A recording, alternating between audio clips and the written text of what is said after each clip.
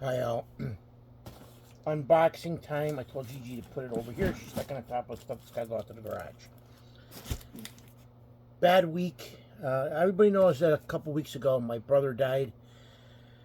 Uh, Tuesday, I was cleaning house, trying my best to clean house. It's harder with these animals. And it was time for me to give Paco his nerve medication, which I had to wrap up in lunch meat because he won't take it if it's not wrapped up in lunch meat. So I was wondering why, when I was cleaning, he never jumped off the couch earlier when Paco died on me. He was the only, I can actually say he was the only one in this house that ever fully listened to me. Everybody would yell for him to go out. He never go out. I yelled, Paco, go out. He jumped from right out the door. He went. It was time to come in. I yelled, Paco, come in. He'd run right into the house. So now I have him upstairs in a box. We had him cremated. I had to pick him up his ashes yesterday. My daughter moved back in, and of course, she don't do a thing I tell her to do. But then she yells at the kids for not listening, and I'm like, well, if you don't listen to me, why should they listen to? Because it's all by example. I went Thursday, had a root canal done. Yum, yum, yum.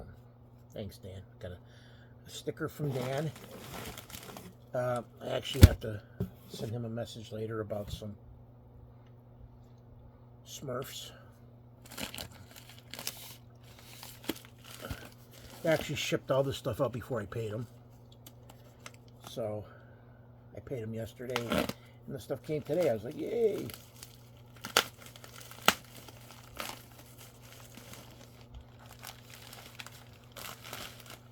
Which I already know there's a couple comic books that I got. They're going to be doubles. Because after I bought them, I went up and, yeah, especially this one. I swear to God. Of course, I didn't pay the copy I bought a long time ago. I think I paid $5, $6 for it. I didn't pay that for this, but still, I had it. Dino Riders number 3. I got Doom War number 1 of 6. Doom 29 AD number 31. Nightwing number 13. Justice League of America 7.2. 50 Cent Archie 3000 number 6. Richie Rich number 243. US 1 number 2. Factor X. Oh, he must have gave me these. Factor X number 1, which I already had. Comet Man number 1. Because I actually need Comet Man number 4, 5, and 6. Mighty Thor number 22. Thor number 389. Guardians 3000 number 1. Secret Invasion Frontline number 2. Freak number 13. Protectors number 11. The Marvels Project. Resurrection Man number 1. I actually had the second print. So I got the first printing. Avengers West Coast number 76. And this hand hurts. And yesterday I got my trigger finger fixed. Even though it still hurts and my finger's a little swollen. I'm supposed to take it easy, but nobody in this house. That don't happen in this house. I'm not supposed to lift a certain amount of weight. I can understand why my back never was right. Let me just open these two.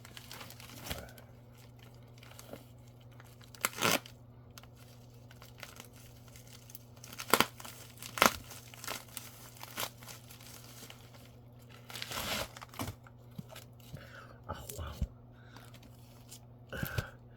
I got Avengers 341. Deathlock number 15. Evel Knievel number 1. Indiana Jones and the Temple of Doom. I got the whole 3-issue series. So this will end up becoming a video by itself.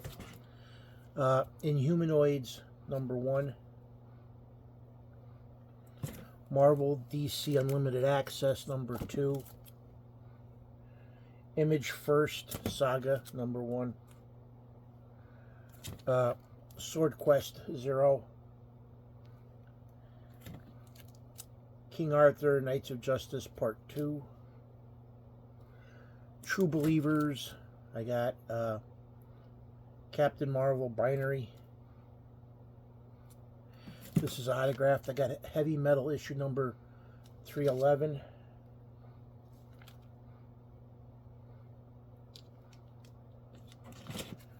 Constantine Hellblazer Special Edition Hollywood Day 1. Quicksilver No Surrender issue 1, 2, and 3.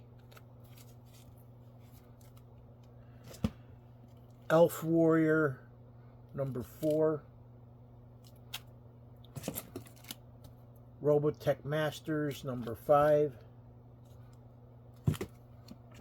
Robotech New Generation number 4. Cyforce 28. 19. Cable issue 59 and 58.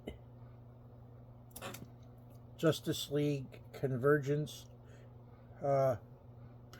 Excuse me. This is number 1. I can't. I'm gonna scream. That hand hurts. Okay, Mighty Thor number 470. Rise of Apocalypse number 4. RoboCop, the future, number 3. Black Manta number 1. IDW Star Trek number 6. Infinite Iron Man versus Quantum. This is an annual. All New Wolverine number 34. And let's see, got 2 more. Paradise X number 1 and Captain America the Chosen number 1 of 6. And that does it. I actually have, that's it, because I'm actually waiting for another guy who I won stuff off 2 weeks ago. I've been waiting for him to send me an invoice of what I already have sitting there, and he hasn't. Yesterday, I wasn't going to be around, so he said after 8 o'clock, whatever. So I claimed it, like bottom bid. So I told him, I was like, and the one thing I don't like when somebody calls me Bud, because I think to call somebody Bud is sort of condescending, because Wolverine has got an attitude, so when he calls somebody Bud, it's not a nice thing of love. It's actually a condescending thing. So I get sort of like paranoid as hell when somebody's like, oh, Bud, Bub, or Bud. And I'm like, especially when they know your name, you know. In fact, I actually, after that, I kept thinking of this comic book group that I joined last year. I'm like, every time they sell stuff, it's like, nothing's ever like, you know, cheap. I'm like, forget it. So I just took myself out of it. And they asked me why. I didn't want to tell them, because it's like, you know, some of these guys are on the YouTube community, and it's like, one of the guys I actually did trade stuff for. When every time he's got a sale, it's like, I can get him cheaper, we just wait. I mean, the one sale, I forgot how many books you know, there's always the same people bidding on. and with him and his friends. I'm like, and I looked at some of them like, boy, I can actually. In fact, if I got some of them cheaper on eBay, so I was like, I'm better off doing waiting. I like buying off of Dan. Uh, what I gotta do is come up with a list of stuff. Because I already know to finish a 300 book run of Batman, I think I need 26 issues. So it's like I'm just gonna make that. I'm gonna put some priorities down for certain. Like try to finish another 100 book run of Action. Adventures of Superman. I don't need that many for it to finish off. Like from when it came over to when it ended. So it's like I gotta put a priority on stuff because actually like last time I bought I'm up to letter C in organizing, even though I still need dividers. I mean, just on dividers alone, if you buy 100 comic book dividers, you're looking like $60, and it's like I already know I'm probably going to need like easily 200 to 300 dividers, and I'm probably going to need another 20 to 30 long comic book boxes because I started doubling them up. Like I put like a 300 book, almost a 300 book run of Action Comics below, and I stuck the other which comes Action Comics on top, so there's no gap in my. And I did the same thing with I stuck Alpha Flight, Volume 1, 2, and 3 in one box, and then I have 4. So when I'm done with 4, I'll just take 4 down and slap it down in that other box, and work on 5. I did the same thing with Aquaman. I need 4 issues for Volume 5, and I put Volume 1 through 5 in the box below, and I have 6 showing up top, so it's like I already know 1 through 5 is complete, and it's below it. And I just kept going like, I gotta do that with Amazing Spider-Man. Because like I did, I need 4 issues for a 200 book run, and I think to finish off the series is another like 20 books. And I can forget about Volume 2, 3. I mean, I need too many books for those volumes, but I can get like a 300 book run of Spider-Man finished, and it'll be a fight. Or 250 book run easy, because I have from 2 to 400, I need 4 issues. And the only thing that actually books is the second or third, but the one's the second or third appearance of Black Cat, so it's not really that expensive. So, in fact, one of the books that I bought, I found I bought a double because it disappeared from the collector's program, and I'm like, I am disgusted because you pay $10 a month for this program to stay up to date, and why is it stuff disappearing? Just like every time I get, like all these books, when I get done with these are gonna all get put in the collector's program. And I already know when I bought this book, I put it in the collector's program. To have it disappear makes me wonder.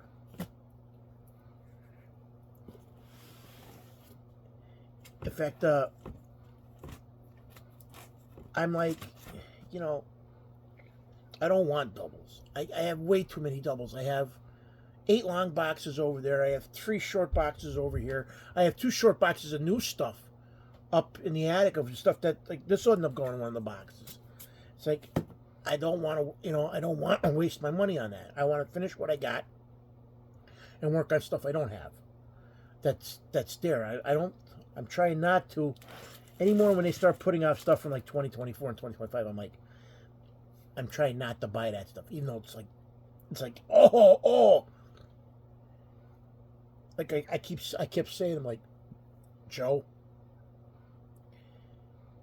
you don't have to buy you don't even have to buy a single issue. I mean, there's enough stuff printed already. You'll have to. I can collect till I'm dead for hopefully another 45 years. I'll be 100, and still not finish stuff from, say, 2000 and below. I mean, yeah, I finished Volume 2 of Green Lantern, but I don't have Volume 4 finished or Volume 5. I only have 2 issues of Volume 1. Justice League of America, I'm missing 1 issue. And I have one of the 3 appearances of the Brave and the Bold. I still need Showcase 22 to have the first appearance of Green Lantern. I have 23 in poor condition. I have 24 in really nice condition. But there's all these books that I still think a lot of the prices are friggin'. escalate. I mean, there's no reason why a 1990 book should be worth a few $100s, especially the sensational She-Hulk stuff. It's like all because everybody was like, oh, it's got a risky cover. I'm like, well, if that's the case, every friggin' naughty adult book should be friggin' astronomical in price. You know, a lot of this stuff is driven based. Like somebody made a comment about, oh, it's variants that keep the market alive. No, it's variants that keep the comic book stores alive, because most variants don't even hit the shelves. The comic book guys put them on the site and they sell them up on eBay. That's where they make their money. Now, if you had it back in the day and say, you knew this series came out and they only made 100,000 copies of it, well, that's a limit as far as I'm concerned, because most of our books, they make millions, 1 million copies. Now, all these variants, it gets ridiculous, especially with freaking Marvel's the worst of them all. I mean, when Star Wars #1, I think it was like over 200 variants came out of it, just for #1. I'm like, and you know damn well you're never going to get the variants for cover price. So, you're catering to the rich.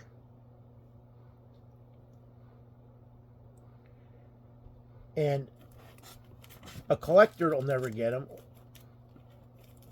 I just think it's nuts, because I need one variant to finish off Anakami Girls, and it was a 1 in 25 variant. And you go on eBay, and 1 in 25 variant, I figured, $25, $50 max, $200, $300, $400. I'm like, what the hell's wrong with you people? The sad thing is, if it was worth that, you would have sold it. I mean, the one variant's been up there now 3 or 4 years, and all I keep seeing is the guy every year he jacks the price up a little bit more, and I'm like, it's like I forgot what it was I just saw the other day, and I have it in my collection. To me, it's only worth like $5 or $10. But a guy had it up. He wanted $2,000 for it, and he was like, "Oh, it's rare." I'm like, anybody can put a price on anything. I can sit there and say, "Hey, here's a Richie Rich comic. This came out, whatever. I want 10 grand for it."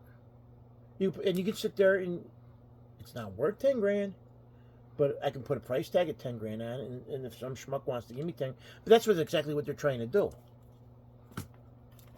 I mean, back in the day, when I started collecting comics, if a comic was worth $10, you got $10 for it, right?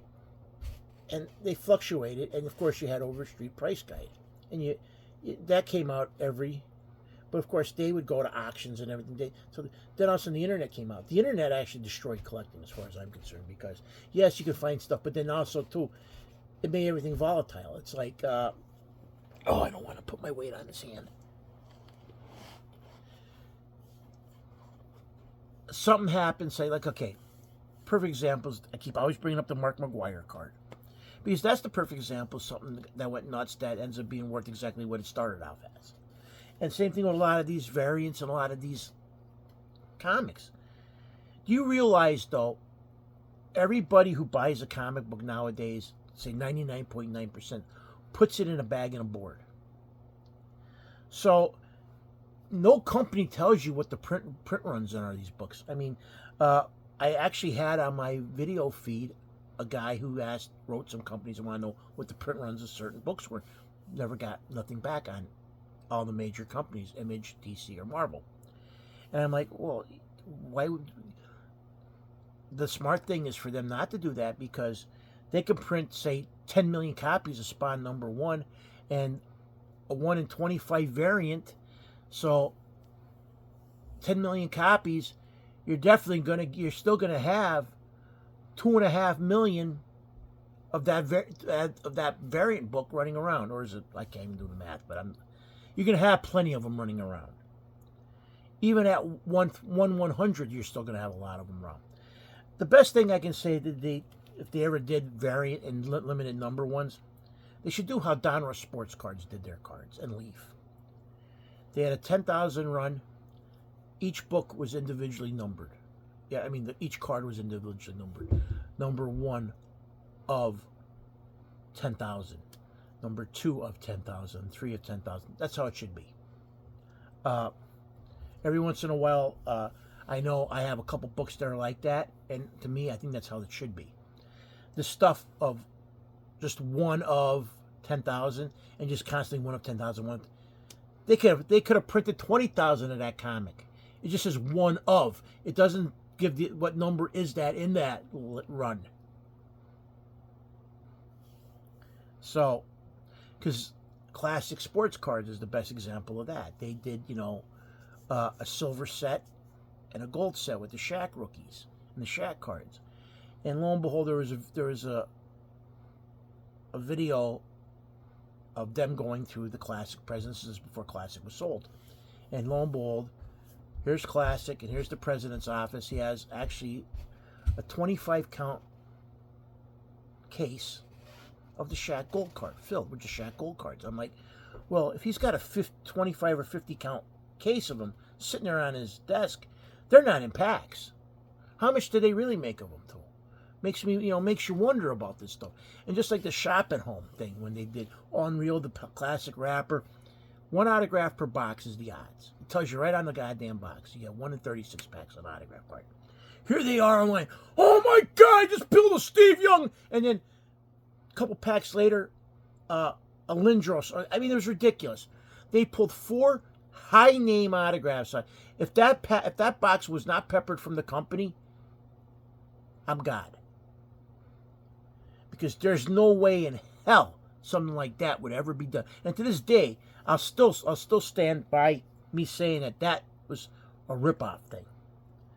Because you get old people that, oh, my grandson collects cards. I'll buy 5 or 6. Maybe he'll get it. I'm like, no, all you're doing, poor lady, is wasting your money. You're paying $25 for boxes. Then eventually those boxes were ended up sold at KB Toys for $4.99 a box.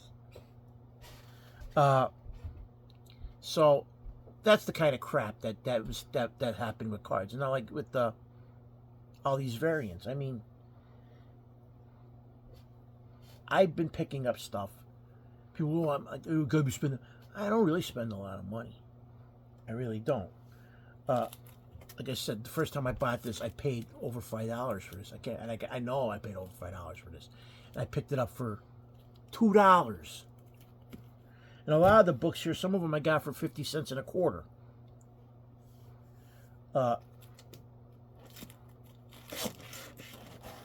It's just crazy.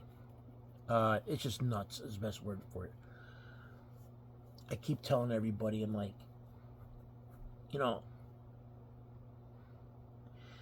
I like collecting. I love going up there. And my buddy Lou says it best because I attach things to things I own. Like when I see the Chameleon issue that Pete, I think of Pete. I think of every time I see my Alien figures or the 2 Shogun Warriors, the Arrow, I always think of Lou. My mom, all that stuff has something to do. Like now that my brother's dead, in my collection I had what starting lineups were his, and I actually had them marked different. I had them marked in parentheses that they were my brother's, because my dad told me when he brought some of the toys down. I said, "Well, you're gonna take John's starting line." He's like, "No, you keep them with yours." I go, "Well, I'm gonna mark them down as John's," because my dad brought down his Hesh truck collection. I'm like, "No, Dad, that's John's." I made him ship them back up because it's bad enough I already had my Hesh truck collection down here, and I had what was left of my godson Christopher's Hesh truck collection. And like I said, my brother in the fire, he lost all my godson's toys. Not to mention all his G.I. Joes and stuff. But my brother also had a lot of stuff that was mine up there that I found out that he kept and he sold or selling in the yard sale. And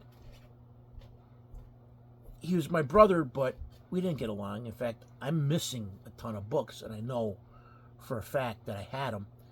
And I already know there's 2 books I'll probably never get replaced unless somebody gives them to me, like the first Deadpool. And I thank you, Spiro.geek, for sending me that book all those years ago. I still thank you. You were the man. Because I had the whole 100-book run, and then lo and behold, when I brought my collection down here, I was missing the first Cable and the first Deadpool, and I'm like, okay, And that's how I knew. And I know I am never gonna, like, the first X-23 gone. I don't even remember what other books, but I'm like, as I flipping through, I'm like, okay, gone, gone, gone, gone, gone. Because there's two things, and I just found out from my friend that the one guy who I got the Hulk 180 one was the first Wolverine appearance, where he's on the last page. I bought that off of a guy called Beansy. I just found out Beansy died. He died like a decade ago. So he didn't even see. The only thing he saw is 40s. And I was like, so now when I look at my, Incredible Hulk, that book, now I did spend a lot buying him off of Beansy. I think I did Beansy a solid when I bought him, because I paid $400 and some for what books that I bought, which didn't even replace what books went missing when I sold them to those guys that took all my X-Men, all my Punishers, all my Wolverines. I mean, they raped me. They took all my G.I. Joes, and I was like, the list now, like my Swamp Things, I need the first Constantine. And it's like, and I had it. I had like Saga of the Swamp Thing #1 to like easily 100. I know I had a full run of them, and they're gone. And it's like, I wish I could go back in time and stop myself from doing it. So no, get the hell out of the house. So I found out they gave the kid the money. I'm like, oh, you gotta be goddamn shitting me. I get depressed. And not even a month later, I bought them all back. I didn't need to sell them. That was the thing about it. I sort of felt pressured to sell them from friends, and I should have never done it. So I ended up going, and I ended up rebuying them all, almost all of them. Well, I didn't get almost all of them because, like I said, I don't have all my Swamp Things. In fact, I don't even have a quarter of what I had as Swamp Thing. And X-Men, forget it. Uncanny X-Men, I had a beautiful run of them, and I still don't have the first Jubilee rebought. I still don't have the Dark Phoenix Saga replaced. I mean, it's like nuts. I still don't have the first Alpha Flight replaced. Of course, I got the Gambit. I got the Bishop issue. I forgot what other ones. But it's just one of these things. It's like, if I had to do it all over again, never would have happened. I would have, like, screw it. I didn't need the money. I don't know why I did it. I want to smack myself when I think about it. Just like when I got pressured to sell my Shazam figure. The guy showed up to my house for over a week straight. Drove my mom nuts. My mom was selling the Shazam figure. I'm like, I don't. Now, for me to get that Superpower Shazam figure, it was loose, but I had the card, the comic, and him. He's the one, and I have to replace. I just need the Wonder Woman figure because I think I still have the comic and the card. Because I gave that to a handicapped girl, Jen, and she passed away. And it's funny because now when I think of superpowers and Wonder, I always think of Jen, because it was funny because she called me and my dad her hunks, and I was like cracked up laughing because I was no hunk, maybe a hunk of bloody meat, but that was it. Not a hunk as in to me, but that's one of the reasons why I associate stuff with things. I think when I think of starting lineups hockey, I think of my Aunt Gladys, because I went up there in Buffalo where I got some of my starting lineup hockey figures. We would go to this big flea market, and we would hit up. I'll never forget the one guy had back then. He had Buck Rogers, but he got to me. They were in fact, I can get them still cheaper now than what he wanted for back when I used to go up there. Now it was like 20 years ago. And the last time I ordered the boxes actually came from a shop that me and my dad visited. So I'm gonna have to order more of them, because I figure I have to do that with Captain America, make the run. I'll probably have to do that with Detective Comics, Fantastic Four, Flash. Because Flash, I got a nice run of Flash books. I'll probably box up my entire Volume 2 of Green Lantern and probably Volume 3. So I'll end up having 2 boxes, like, because I have all the Volume 3 variants too, and I have Volume 2. I just need whatever facsimiles came out. And I can't see paying what they want for these stupid fac. I'm not going to pay a facsimile that came out, and the cover price is $2.99. I'm not going to pay $7, $8 for a facsimile book when I already own the original. It's like a lot of these True Believers, you know, I've been picking up for $1, and some of them, from what I've seen, it's like, oh, I want these guys start the prices off at 3 or 4, and the sad thing, the cover price on these True Believers is $1. So it's like, you know, if I can get them for $1 or less, fine. If not, I'm not gonna buy. You know, I'm not worried about it, because the one sale, I think he had like a whole bunch of them, and I won one. I'm like, hey, I won one. He might have them again. I'll bet on them again. Because there's always these guys, and even when Dan sells stuff, there's always these guys that seem like they got a hell of a lot more money to burn in their pocket. I'm like, let them burn it. I'm like, I don't mind it if I look on eBay, and it's like when I bought all those Defender issues, I went on eBay looking at a lot of the prices, and I'm like, okay, I can get that one cheaper there down the road, because it's, you know, buy it now price. I'm like looking through, and that's what I'm going to start doing more often. I want to finish off series, series that I'm going to try to work on, finish off. The Nam is one. 10th Muse, I need a ton of variants for that, but it's still, I have pretty much, and I've seen them go for cheaper, so maybe I'll work on that series, all 3 versions of 10th Muse. Like I said, Fantastic Four up to a certain number. I don't have I think a single issue that's below issue 20. Same thing with Spider-Man. Most of my Spideys begin like around over 150. Amazing Spider-Man. I did finish off Web, and I'm thinking about maybe working on the Peter Parker. Of course, I need number 1, because I have 2 through whatever. I think out of the first 10 issues, I need 3. I'll work on that series. 4 or 5 issues to finish off X-Factor. X-Force, I think I need like 20 issues. I was always mistaken, because I always get X-Force and X-Factor mixed up. Cable, I'm down. I mean, a lot of these series from like the 90s, like X-Force, Cable, Excalibur, I don't need a lot of books to finish them. I want to work on Power Pack, Volume 1. I'm trying to think of what other series that are there. Oh, Volume 2 of Ghost Rider. I need issue 3. And I actually had it. I ended up trading it to somebody, and somehow got screwed up and traded my copy away. So that's another thing, too, with having, at the time I had a lot of books in the house, and I should have never did it. I should always double, triple checked. But that's what happens.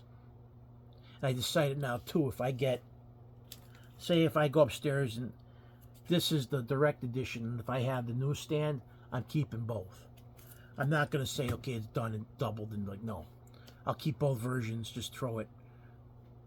Like I said, museum, I'll have the, you know, whatever. Hey, this is the difference between the 2 books. I still don't, I understand the Mark Jewelers has to do it. There's actually a thing for some Mark Jeweler thing in there. I think it's crazy, you know. I have some UK variant price guides, and then Canadian. I'm like, you can go nuts trying to get all those price variants, and I'm like, no, I'm just happy with the book, the cover. If I get one, if I buy a lot and the book's in there, fine, keep it.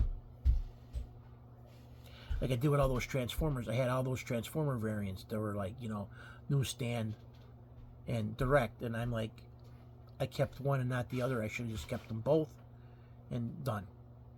Because like I need the G.I. Joe special, the the Spider-Man #1, variant cover with Snake Eyes. I need that. And I need, what is it? 143? The second to the last, one of the second to the last. I know it's Roadblock. It's they're blowing, plane exploding and Roadblock, like holding somebody and they're like falling. That's the issue I need. I have all of G.I. Joe Real American Hero finished. Just to know what the cover looks like. I never thought like I said, I never thought I'd finish Shazam, and I managed to get Shazam done. And I'm like, that amazed me when I picked up, first Copper Age or whatever appearance of Black Adam, and I just kept waiting, and there it was, and I was like, okay. And then I didn't actually have to use my money from what my dad gave me in order to get it. I just managed to get it for a decent price. I actually got it for like half of what I was willing to go for it. So that was a good thing. I think I was willing to go $75 for it, and I think I got it for like 40 some after shipping. I'd have to go back and look, because also too, when entering the books in now too, I actually put down what I paid for them. Like, I go through this whole lot of count of the books. I gave Dan 40 some dollars for the box and shipping, which I have to go back and add on the stuff I bought last time off and add the total, and then I divide, and that's how much the book comes out there. And I don't care if I paid $5 for one and $1 for another one. I average out the price. So I'll put them in that way, and I'm gonna go and I'm gonna start grading all the books, how I feel they're graded. Of course, I'm a little bit stricter than most grade, because like, I even open the book and smell the book. I mean, the book's got a musty smell. To me, that'll never rank a 9.5 or anything above a 9.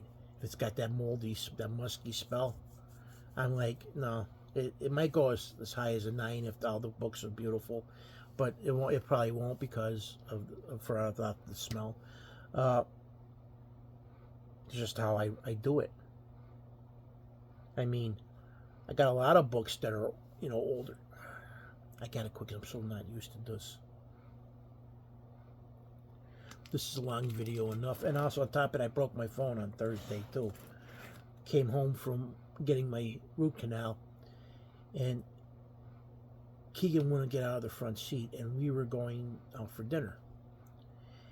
And I'm trying to pop up the fold and go seats, because I let my daughter's boyfriend, Jared, take my van to pick up a couch. And none of his fold and go seats were pulled back up. And I had my phone on the back seat that were up. And as I'm folding the seat up, I guess Gianna must have kicked it off the seat, and I went thump right into it. I actually put it looks like a bullet shot my phone. So on the top half of my phone, like I'm looking at myself getting videoed right here. From here up to say about here on my phone is a black circle that doesn't show up, and then above that, going up and down for about this wide on my phone case, going up and down like this, is green lines. And I actually have one green line coming down from the black circle, real thin, which doesn't affect, me looking at myself. But it's just weird. Just totally weird. I have insurance on my phone, which I'll have to eventually go to Verizon and say, listen, I have, I want to get my phone replaced. I hope so, because I still have one more year to pay off. Now it used to be every 2 years. That Buy Now documentary on Netflix, I wish everybody can watch that, because we are going to end up like Wall-E. Well, I'm still having a problem with my washing machine. My wife's like, oh, it makes all this bad noise. I'm like, yeah, I know that, and there's nothing I can do about it. We're going to have Flick Brothers come. I said, and my washing machine is not even 4 years old, because the last one died at 10 years. And now this one, the one about the washer and dryer. And it's like, I just can't see how they don't make things to last. They don't make things that are to fix, that can be fixed easy and affordable. I mean, hell, you're an air compressor. You go, basically for an air compressor, you're paying as much as a new one, a new refrigerator, or a new, a compressor on your car. It's like they're made to last 10, 11 years and done. I mean, I had, back when I lived at the trailer, I had a 1950s, I think it was Frigidaire freezer on the front porch. Thing ran like a champ. It wasn't for the rubber seal rotting away on the whole thing. That probably, well, that was already like over 50 years old when the seal was starting to go bye-bye. And I even said to my wife, I was like, why can't you make stuff like that to last? I go, I lived in, my mom and my dad bought the house off my grandparents when my grandfather died. My mom and my dad bought my uncle and my aunt their share, and they owned the house. They ended up having a washer dryer, and I think they were Maytag. No, the one was Whirlpool, and had that throughout when I was a kid. In fact, had that for the first 2 years we came back from Germany. So had that throughout the 70s. Those washer and dryer lasted like, actually no, that was within the 90s it lasted. So it lasted probably 20 years, and it went. So my mom and my dad had to buy a new washer dryer. They actually conked out within months of each other, so you got 20 years out. Brought my washer and dryer from the trailer over here. Not even a year after I was here, I had to buy a new washer and dryer. I bought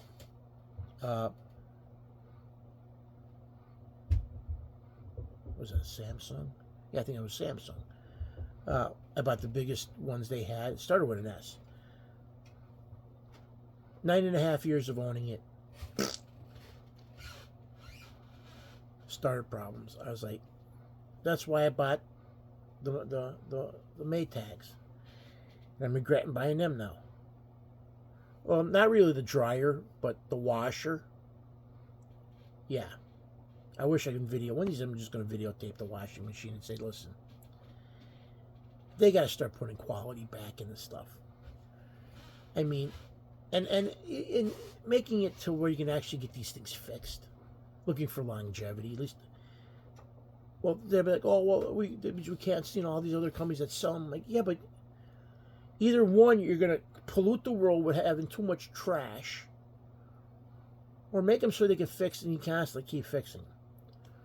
Make the parts, for fixing them, make the parts a little bit more expensive. I don't know. Get your money some other way. For decades, stuff was always made that could be fixed. Same thing with the computers now. Everything's disposable. And they like, oh, yeah, but we recycle. In this video, they showed that recycling doesn't really happen. Because they're all heavy metals and stuff like that. We're shipping them like to Cambodia and Taiwan and places out there. And they have mounds of this stuff just sitting out in the open, and it's not good for the environment. And I'm like, okay. Because like my wife bought me a cordless DeWalt drill. I never really liked using it because to me it didn't have the power. In fact, I went and bought myself a corded one. And lo and behold, now both battery packs on my DeWalt don't want to charge. I have to get new batteries for each one of them. I had two of them. I threw one out already. The other one's sitting there. It won't charge. It just flashes. So I'm like, I have to buy it. And those battery packs are $100 a piece. And it's like, I mean, I forgot how much I paid. I think I paid $50 for the corded one. And even everybody's like, oh, you have the batteries. Why don't you get everything cordless? I'm like, no. It's not worth it for the long run. I go, you pay less for a corded drill than you do a cordless drill. The corded drill has got more power, more torque. Okay, so you have to worry about a cord in your way. I'm like, hey, for decades, people always used it with the cord in the way. So whoopee. I have the corded DeWalt saw. I even said to my wife, everything, just buy me anything corded. I bought a corded generic Dremel. That works for like a champ. Because before that, I had a cordless Dremel. And that went, not from it being the thing, it's actually how it holds the thing in place, the bit. And I think too, if I ever did reviews on, eventually I'm going to do reviews, not only on products but like toys. Uh, I don't ever take any of my toys out of the box. Like here, I bought this on clearance. I already had them, but they don't make nothing to last. Period. To play with.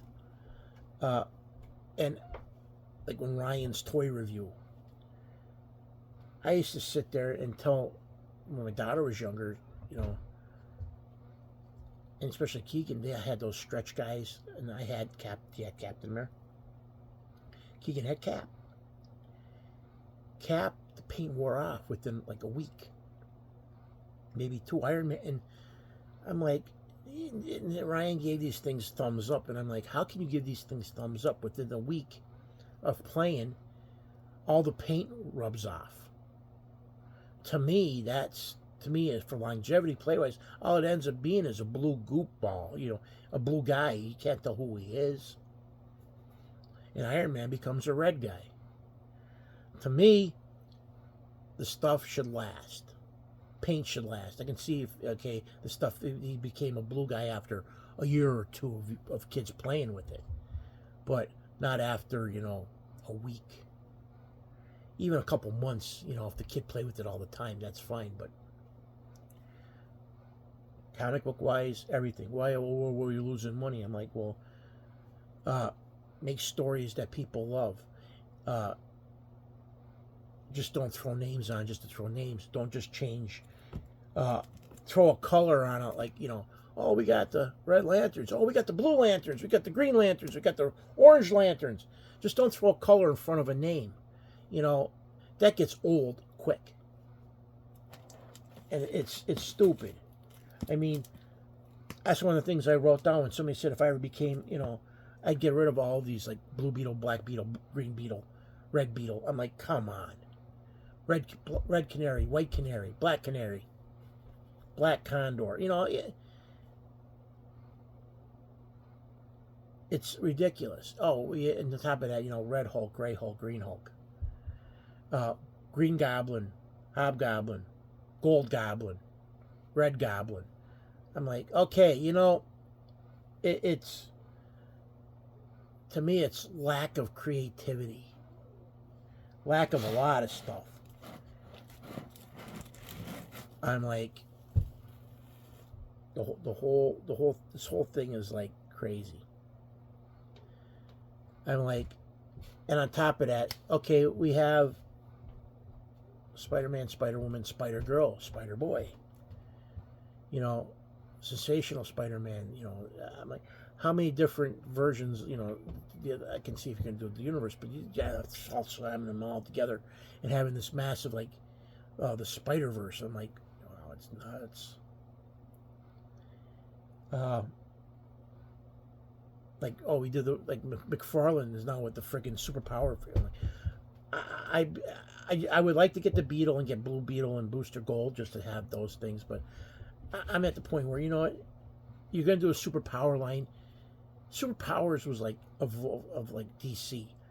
You never saw. I mean, when Superpowers came out, there was one Superman, right? There was one Batman. Of course, there was the Batmobile, the Batcopter, right? That was fine. There was a Supermobile. You didn't see when Superpowers came out. Okay, we had Gold Superman, Blue Superman. Oh well, no.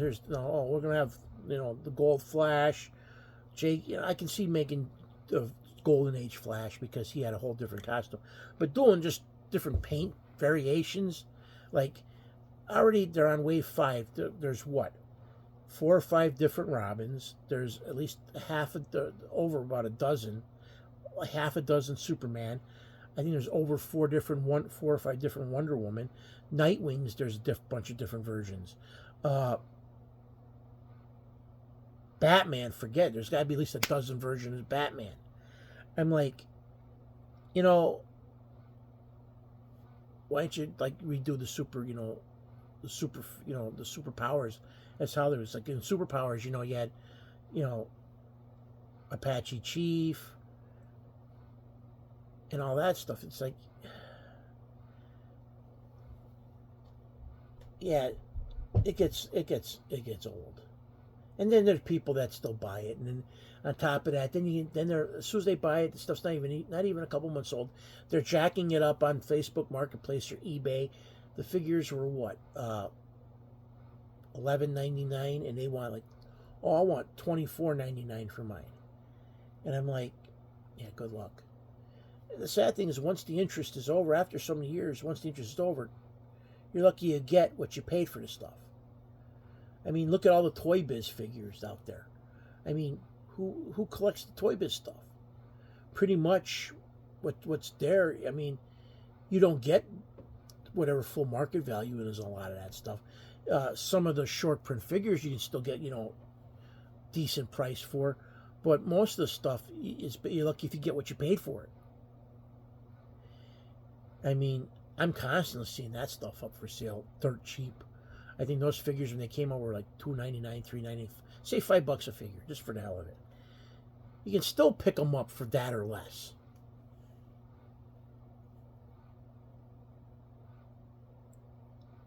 Like out of the 12-inch figures, I know the one I'm missing for Spider-Man, the 12-inch Spider-Man was Mysterio.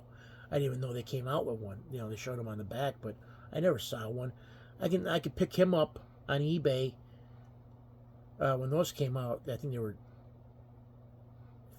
$14.99 or $9.99. Some of them on the clearance they were cheap, but when they came out, I think they were like $14.99 a figure.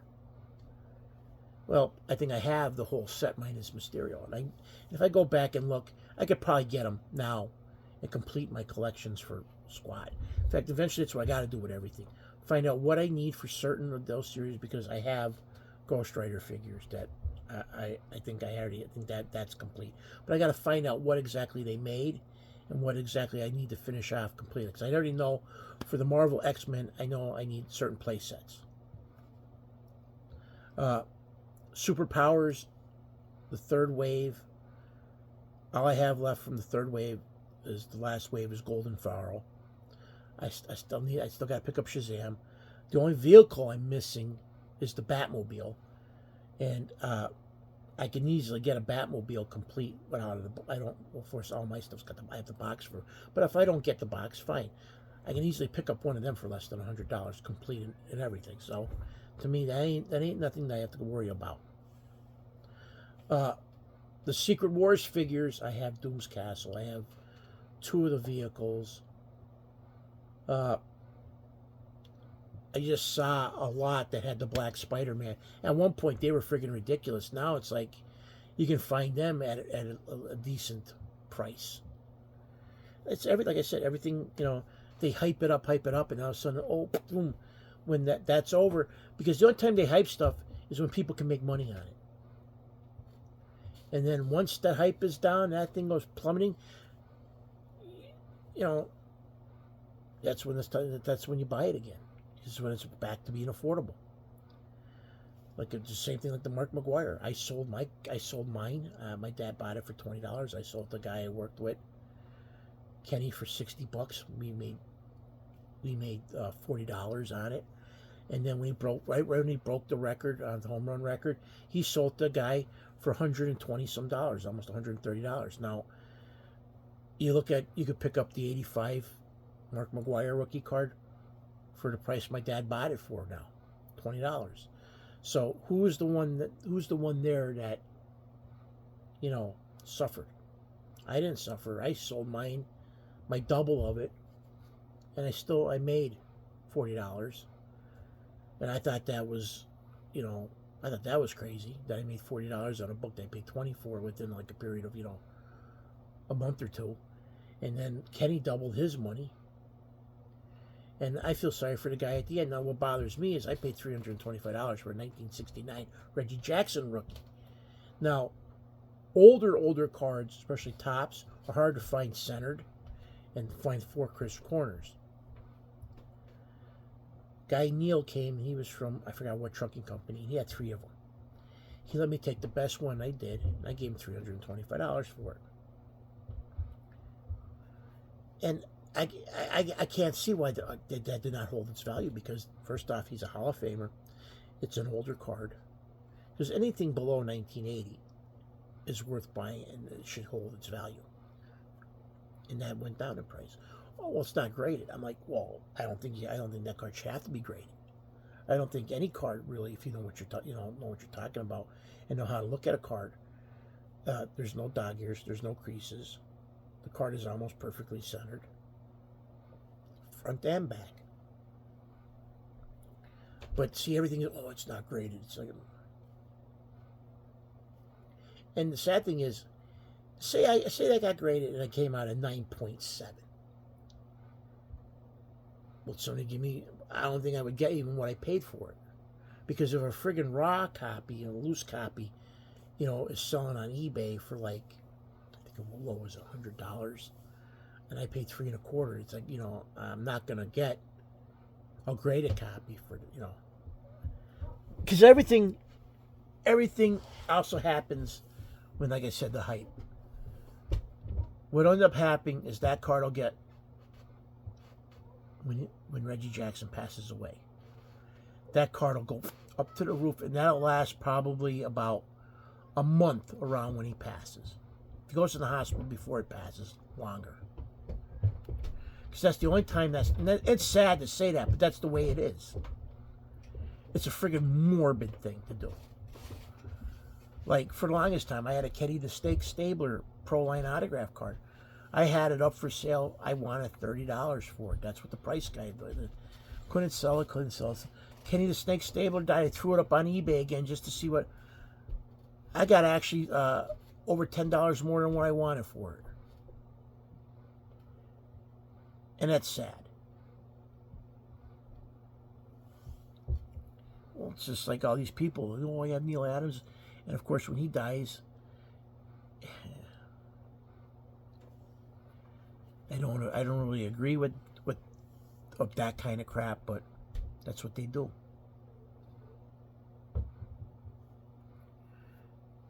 Like, I never got to meet Neal Adams, and I would have loved to have met him because I shared the birthday with him.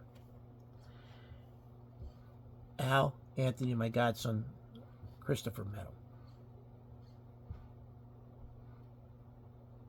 And that was a freaking funny ass thing about that story too when they met him. Because Al called me up. Anthony bought the first appearance of Dazzler off of him. Because he had a bunch of uncannies.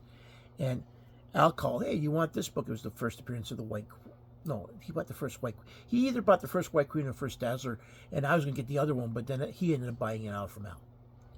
Just so I guess I couldn't get it. I have no clue because it was funny. Al just was like, really? And I'm like, whatever. I ended up going on eBay and picking it up too. So I was like, eh. But I was like, they got to meet him and I didn't. In fact, of all the comic book artists, I got to meet Curt Swan, and all he did was basically destroy my dreams of becoming an artist.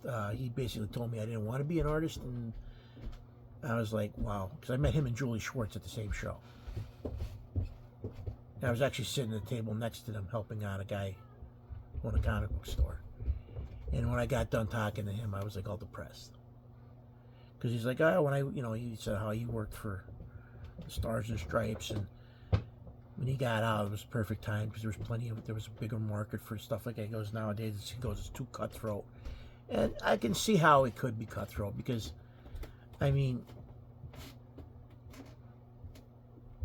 how many artists are out there and this and that. It is crazy. I think a lot of the comic book artists out there that get jobs, I think some of them shouldn't even be freaking employed. I mean, I feel like some of the art you look at is like they basically phone the work in. They're just doing just the bare minimum just to get by. But then you have guys that are like beautiful, like, Perez and all those other guys that did, like Mike Grell. Even though I think it's crazy what Mike Grell wants, for an autograph. And he's one of my favorite artists. And I'll never afford one of his autographs. Hell, I met Ken Kelly, and I got him to sign stuff that's still, I'll never get rid of that stuff. In fact, when I go upstairs and then constantly pass by my Vampirilla, I think about how I used to go to Chiller with him, and I talk to him. half an hour to an hour every time. And we never talked art. We talked about family, having kids. I mean, it was funny. And actually, I was surprised he remembered me from going there. And how he got me that thing. I just, to this day, not many people, how many people remember somebody you talked to? Once or twice. No, nobody. I used to always say I was the best forgettable person anybody ever talked to. And my buddy used to laugh at me. I go, well, it's the truth, though. I go, unless, we had something in common. I guess me and Ken had something in common that he remembered me.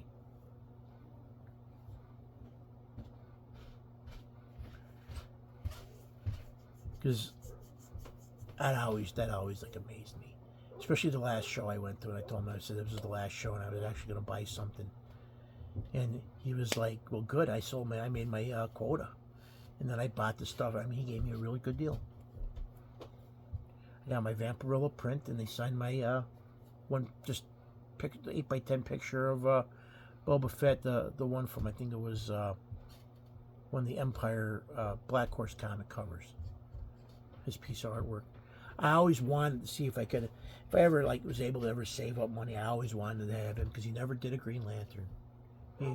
He was telling me, he's like, I wish somebody would pay me to do a Green Lantern. And I was like, I wish I had that kind of money to give you. I'd have you do a Green Lantern painting. But this video is long. I want to thank all you people out there for viewing and subscribing. King Joe out.